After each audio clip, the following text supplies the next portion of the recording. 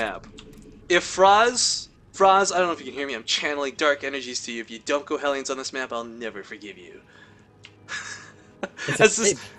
Well, this is the map that I fell in love with Frozz on. This map. On 2 different occasions. First occasion was WCS qualifiers.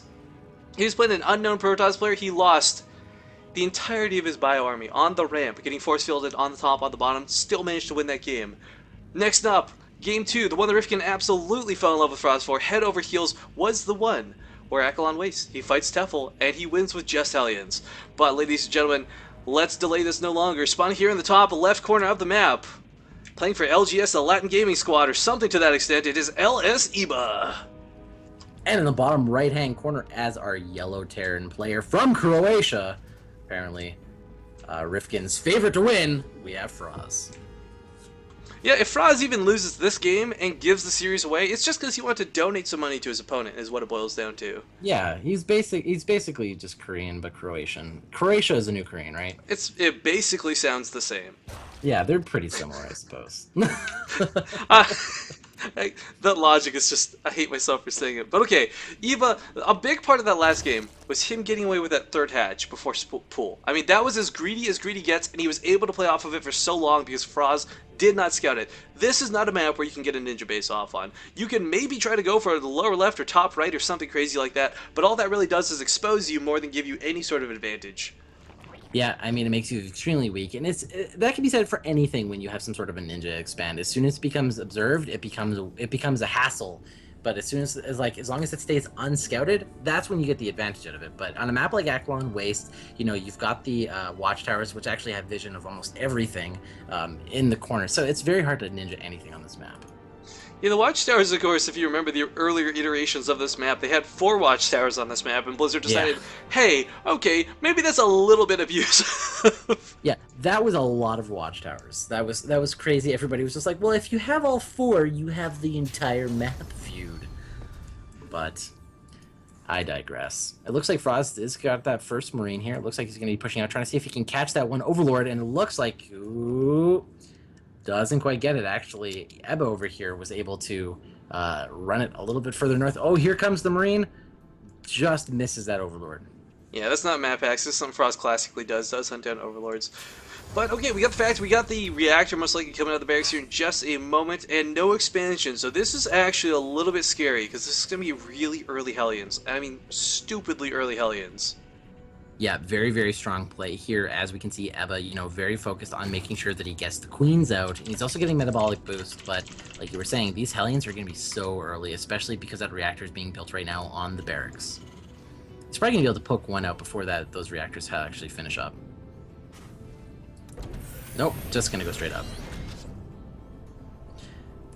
A little bit of a dance. I always hate this, you just want to land it early, but you know, if you gotta wait. Now, Felix, we haven't actually discussed this throughout the course of the day. What is your favorite race at heart? My favorite race at heart has always been Protoss. I've always been a Protoss lover. In my days of StarCraft 1, I wasn't a Protoss player. I was a Terran player, but I mean, ever since the creation of the Force Field, my god, Protoss. I actually switched from Terran as soon as I was like, man, Force Fields are really good. I'm gonna go Protoss now. So that's what I did. Well, okay, the Hellions are out on the field. They have also been revealed by that scouting link, but what can really happen? Because you can get Queens out, you can get a Spine Crawler out, but it's still difficult to deal with Hellions. They're so mobile and so fast, and without the range of the Roaches and the damage that they bring, it's hard to shut these down. Yeah, I mean, there is going to be 2 Queens here at the natural, at least 1 in the main. Link speed about to kick in actually might work out quite nicely. I love the positioning of those Zerglings on the top of the ramp, lying in wait, speed kicking in at just the right second. Oh, he's going to have to try to see if he can do this. Okay, that 1 Marine at the top there. Kind of realizing, Hellions. Maybe I don't want to be here. Yeah. All right, and you can see that Frozz did clear that up. LsEbA right now, still up in supply, but not by much right now. We're going to see him do quite a bit of aggression, but there's a lot of Lings on the field right now. God, will he actually catch Frozz out of position? 2 of those Hellions have fallen so far. Meanwhile, Zerglings streaming across the map. Frozz doesn't have anything at home. There is a wall-off if he lifts up, but the Marine and the Marauder are completely out of position. Lots of damage being done. Meanwhile, on the other side of the map, some barbecue, if you will. However, no lift-off on the supply depots. I don't think he saw the Zergling run by right now. A lot of those SCVs are going to be falling right now. He has to do tons of damage with these Hellions, and if he doesn't manage to get the win, he may have actually just suffered way too much of a loss with those SCVs. Yeah, 35 workers currently on the field versus 18, and these Hellions are doing a great job. Nice surround, though, by these drones, or at least attempt to. They may have just sealed their own fate as they line up for these Hellions. Frozz he's doing that damage that he needs to do. Both players taking out 15 and 12 workers apiece, but Frozz isn't done yet. No, there's still one Hellion alive here, and it will get cleaned up here by that one Zergling. And people asking what league are these guys? These are both Grand Masters, believe it or not, folks. Mistakes can happen, and they do happen on a regular basis to anybody in any league. Yep, it's definitely true. These guys actually still doing pretty good. I mean, though Frozz lost a lot of SCVs due to his Zergling run by, he managed to kill tons of drones with those Hellions, so there's actually no clear advantage at this point.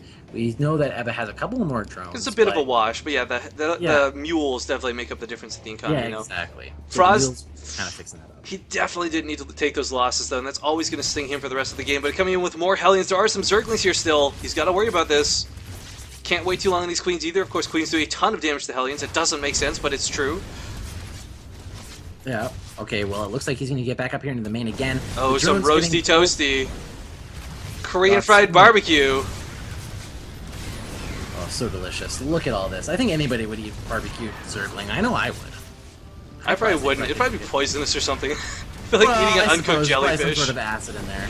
But I mean, hey, you only live once, But right? look at this. Frozz has now evened out the workers kill. 28 drones picked off at this point. Beautifully done, and forcing out a ton of Zerglings as he responds. Meanwhile, back at home, more Hellions in production. And this is the kind of Hellion damage I was expecting to see last game. Yeah, alright. Let's see if we can get done here by EBA. You know, he's got the Zerglings. He's going to be trying to go into the Running up that ramp. Trying to go into the natural, but they all just died. That's completely fine. And right now, Frozz taking that supply lead, 57 to 53. Not much of a supply lead, but when you look at the worker supply, Frozz is only down by 2, but up by mules, which means his economy is winning. Well, actually, currently not, as weird as that is to see, but that's because he's between mule transitions at the moment. Did just land them.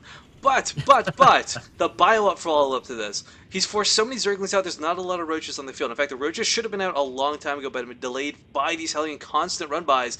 And Frozz has got so many Hellions, 8 Hellions here pushing forward. We'll continue to fight a lot of Zerglings. There's just not enough Roaches actually to shut this down. So many Zerglings get a nice surround off and actually push Frozz out of the base. Yeah, actually, it was a nice enough of a hold right there, but here come the Roaches and Zerglings. They're going to try to defend this third base. But getting behind the Mineral Lions. Good spot. The Mineral Lions are Hellion's best friends, same with Ramps. He'll get a few more worker kills before getting out of here, but unfortunately the Roach is picking off a lot of these Hellions still nonetheless. Oh, will Frozz get one more shot off? No, unfortunately not, but again, picking off not... Who cares about the workers? So look at the resources. So many Zerglings fried alive this game. Yeah, that's crazy. And actually, if we go back into it right now, EBA was able to recreate a lot of those different drones right now. So the supply, 54 to 40, that third base versus the 2. And I mean, we've seen Frozz commit very, very heavily into this Hellion-based play, but it looks like he's kind of staying on that for a little bit while he actually builds a lot of a bio-army here as all these different barracks come up. Yeah, the really big thing here you gotta consider as well is the fact that, okay, you know what? He's remade those drones, but because he's remade those drones, he doesn't have the extra 14 Roaches he would love to push across the map with right now. Instead, he's gonna force to stay at home. He cannot afford to leave. More Hellions are inbound. Yep, it does look like he's going to try to come in here. Now, Banelings are underway right now. The Roaches are actually going to be holding these Hellions back, so he's not going to be able to get too far, especially because that Creep Spread has complete vision of where those Hellions were trying to run around. Yeah, and I love the positioning of the Evolution Chambers, too, trying to create a little bit more of a choke for these Hellions to struggle through, but Frozz is kind of at that stage of the game where he'll probably continue the odd Hellion run-by throughout the rest of this game, but for the most part, he's done. Yeah, I think now it's mostly going to be him setting up, getting a good economy, taking that third base, and, you know, putting on bigger pressure, not necessarily just run-bys. And Blue Flame Prefrontal Igniter does not affect Hellbats. Mr. Blow 16C, or sorry, dear God, that would be Dot amazing. Head. My mistake, read the wrong name. Could you imagine Blue Flame Hellbats? If they weren't broken already, that would be just absurd. But we have armor coming down once again, so Hellbats, yeah, there we go. Starting the production will be the weapon of choice. No tanks on the field, which is a little sad to me. I really think there needs to be more siege tanks in this matchup, but players relying so heavily on Hellbats and Widow Mines does help cover that gap. Yeah, it's definitely something that's interesting. I mean, you couldn't do this kind of a composition back in Wings of Liberty because you needed the tanks. But now with the Widow Mines, they're really, really good at, you know, taking out large groups of light armies, you know, tons of Zerglings and Banelings all at one time, but I still like tanks personally. I gotta say, there's just something about a tank. I gotta say, this push from Frozz, he's gotta worry about the Banelings, but until he does, the Roaches are gonna fall very quickly. Nice spread out of both players, not wanting to take this engagement without knowing exactly what's going on. Here comes that first Baneling, nice connect to a couple Marines. But Frozz can also pick up a large amount of these units, but he is sniping up a lot of these Banelings very nicely. Look at that spread, Talix. That is really, really great here. But LsEbA manages to come in and clean up that entire army of Frozz. Here comes some reinforcements right now. 2 Hellbats, a couple of Marines streaming across the map. Needs There's to just a pick lot up. of Zerglings and Roaches. He needs to pick up and get out of here.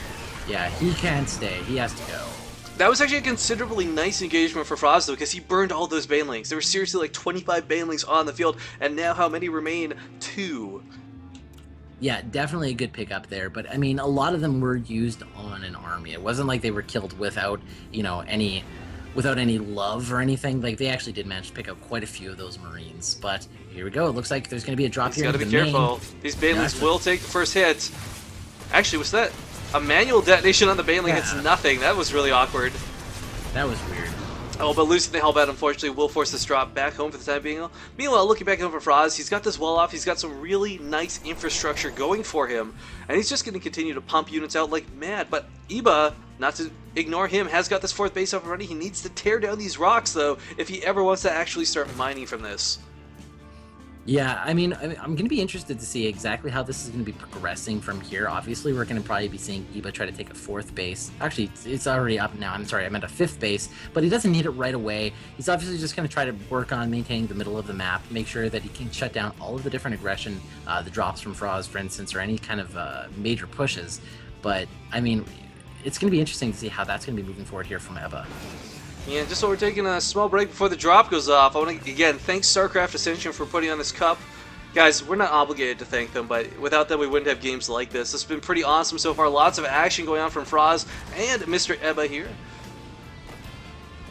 Alright, here it comes. That blind spot could really hurt. The Baneling is the only thing here, and it will be sniped off very early. Meanwhile, a kind of semi-doom drop going to a 3rd base as well.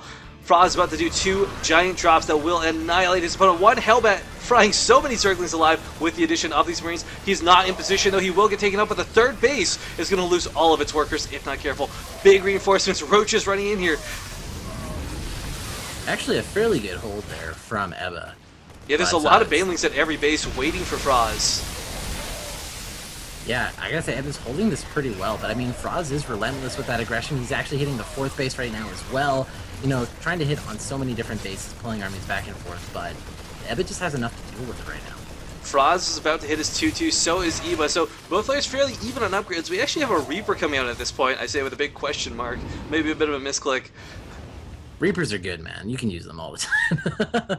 Oh, looks like a Doom drop is on its way towards that 4th base right now. But that could be problematic because there's also a Doom Assault mounting outside of Frozz's base. So many Zerglings, so many Roaches, everything. Oh my god, 38 Banelings! It feels like I'm watching count. Immediately, bunkers being thrown down. There's not enough Widow Mines. There's not enough anything to really hold this at home. Frozz might just be dead in the water here. Yeah, we'll see how this gets played out. Now, you never really want to base race a Terran, but in this kind of scenario, I think he's a pretty safe.